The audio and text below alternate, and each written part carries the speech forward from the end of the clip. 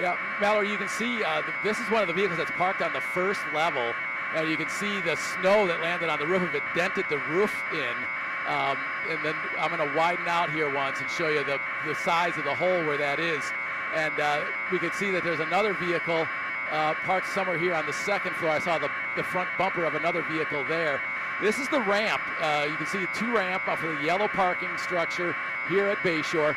And what it looks like they were doing is plowing all of the top snow. You can see they've got the plows up here, the little Bobcat plows, and they were plowing at the trails in the wake of the snow that they were pushing around. You can see it all leads back to this spot right here between the two concrete walls. And it looks like they were piling it up there on that single spot. And that's where everything gave way and kind of pushed through all the way from the third floor onto the second floor ramp and then eventually down onto the first floor. We can see at least one vehicle there that was hit by some of the heavy snow that has a dent on it. I also was on, when we were looking in the west side of the structure, you could see at least 8 vehicles parked right up against the edge. And here, I'll zoom in right now. You can see the second tier. You've got 3 vehicles right there parked on the second tier, and I'm going to just pan real quick and see if we can see any more. I don't see any more on that. Oh, there's a 4th vehicle. Yeah, so there are still vehicles trapped on that middle level.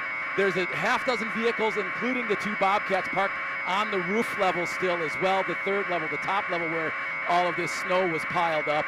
So they're going to have a heck of a time trying to get them down, because if you've ever been in a parking structure, you know you go up the ramp and all the ramps are like based right through the middle of the structure, one on top of another. So in order for to get the car off of the second or the third level, you would have to drive down that same ramp that leads down to the first level. And you can see that's not going to be possible at this time with all of the damage that's been done.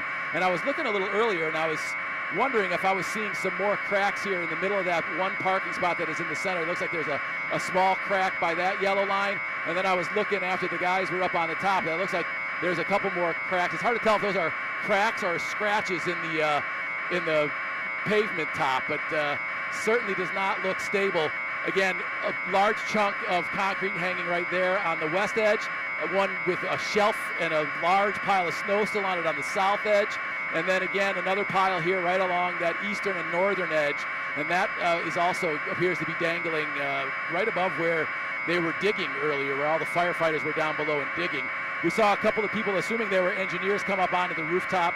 They got awful close to the edge and then kind of backed away real quick. And now you can see they're on that second level ramp. Some of the firefighters, looks like an engineer taking some photos as well. Now they're getting awful close to that area where the collapse occurred, right along the edge here on that ramp that leads down into the main level.